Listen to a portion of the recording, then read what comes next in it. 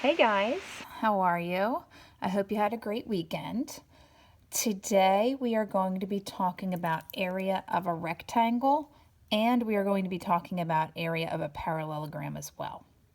So we all know what a rectangle looks like. So a rectangle has four 90-degree angles, like that.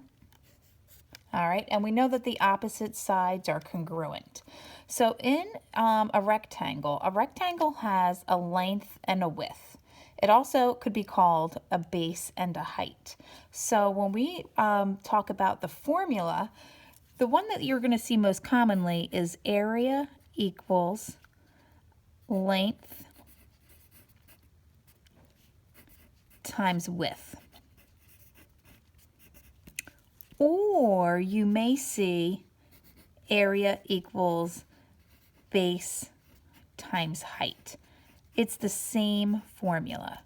One of the dimensions is the length, one of them is the width, or you could call one of them the base and one of them the height. The key thing is that we are just multiplying the two sides together.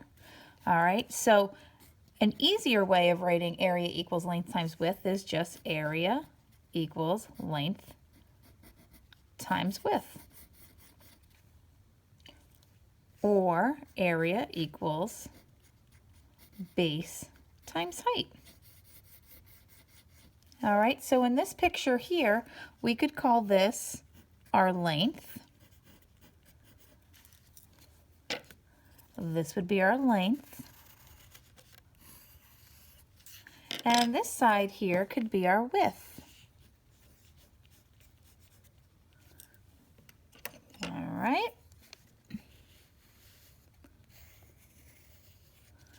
Okay, so this should actually be fairly easy. So if we take a look at the two practice problems, first thing we want to check out is, do they both have the same units? So these are feet and feet, so we're good. And number two, we have meters and meters, so that's good. We don't have to change anything. They're nice, they're set up easily. So we have our rectangle here, and we know that the area equals length times width. Our length is 12 feet, and our width is 5 feet. So all we have to do is multiply those two numbers together. So we can check on our calculator. 12 times 5 is 60. Now remember, when we talk about area, we always have to include our units. And in our case, the units here are feet. And remember, we write squared. So the area of that rectangle is 60 feet squared. Remember, units are important. If you're missing them, you will lose points on a graded worksheet or a quiz. So if we take a look at this rectangle, it's almost the same rectangle. It's kind of just flipped up. We have the same units. We want to find the area, length times width. Our length we can have is 2 meters. Our width, 9 meters. 2 times 9 is 18. Our units is meters squared. Now, what if you decided to call this the length and that the width? If we did 9 times 2, wouldn't we get the same exact thing? So it doesn't really matter what order you decide to put the numbers in. We're multiplying them, so it doesn't matter. Now let's take a look at number 3. Number 3 is talking about a rectangle. All right, it's always the most important part to figure out what shape you're talking about. Now, there's no picture, but it does tell us that the rectangle has a length of 6 inches and it has a width of 11 inches. Draw a picture. So, nice and easy. Rectangle, length of 6, width of 11. So, even if I draw my picture and it doesn't really match up with the numbers, take a look. What if you decided to call this 6 inches and this 11 inches? Well, take a look. This piece is bigger than that piece, but does it really matter to find the area? So a better picture would have been something drawn like this, where this is our 6 inches and this is our 11 inches. It just makes more sense. This is the shorter piece, this is the longer piece. Find the area. find the area. So area is length times width. Multiply 6 times 11, and we get 66 inches squared. All right, so now let's turn the page and let's take a look at parallelograms. Now, we've talked about parallelograms before, and we've talked about all of their properties in a parallelogram. We know that opposite sides are congruent, opposite sides are parallel. We know that the opposite angles are congruent. We know that diagonals bisect each other. We know that consecutive angles are supplementary. That was a while ago. So we learned all of those things about a parallelogram. But what we didn't learn was how to find the area of a parallelogram. So when we talk about a parallelogram, we don't want to refer to them as length and width, because a parallelogram looks like a rectangle, but it looks like it's pushed to the side a little bit. So we have those two slanted pieces. So when we talk about a parallelogram, we want to use area equals base times height. I'm going to show you why. So in this parallelogram, I think we would all agree that this right here is that the bottom, it's our base. Now, some of you might say, oh, this is our height, just like in a rectangle. But that's not the case. Your height has to be going straight up and down with the base. This isn't going straight up and down, it's going slanted. All right, so our height has to be going straight up and down. So now most of the time when you see a parallelogram like this, when you see the height, it'll actually be another line that's drawn in for you. Should be a nice straight line. And what happens is the base and the height must be perpendicular to one another. So you need to see that right angle to know that that is the true height. Height is perpendicular to the base. It makes that 90-degree angle. So it has to be straight up and down with the base.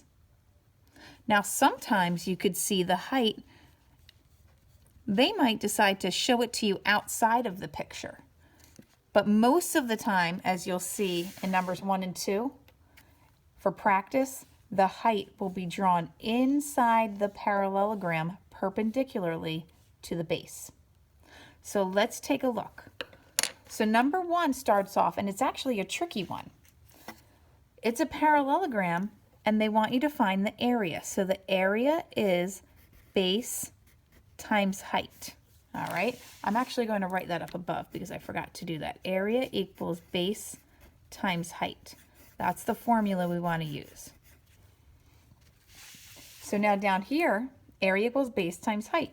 So if we look at our picture up above, we can see that this piece would be the base. 10 is our base. So now, here's the problem. We have two numbers here, and we have to figure out which one of these represents the height. One of the numbers there is there to just confuse us. So if we look at 6, does 6 go straight up and down with the base?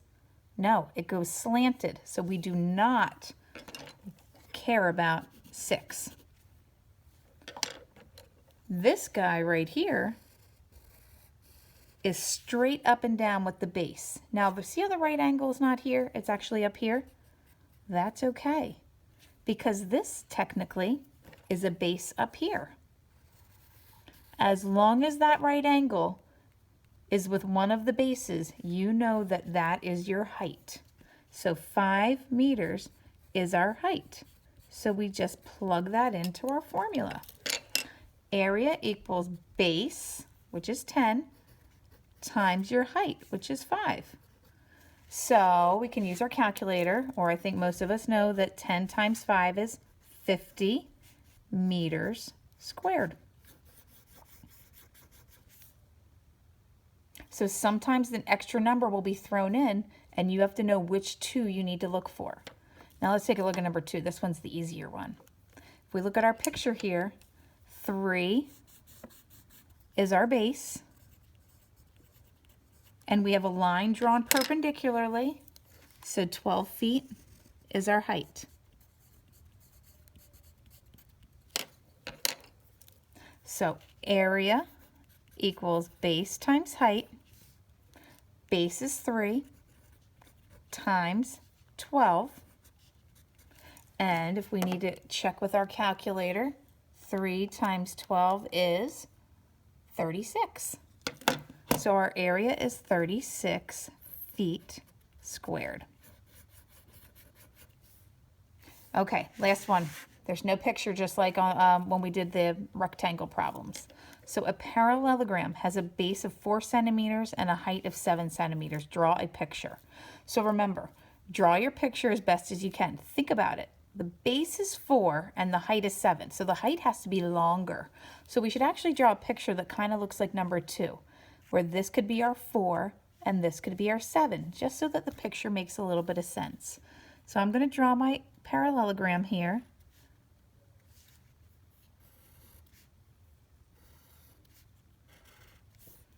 My base is 4 centimeters and my height is 7 centimeters. So area equals base times height, which is 4 times 7, and we know that 4 times 7 is 28 centimeters squared.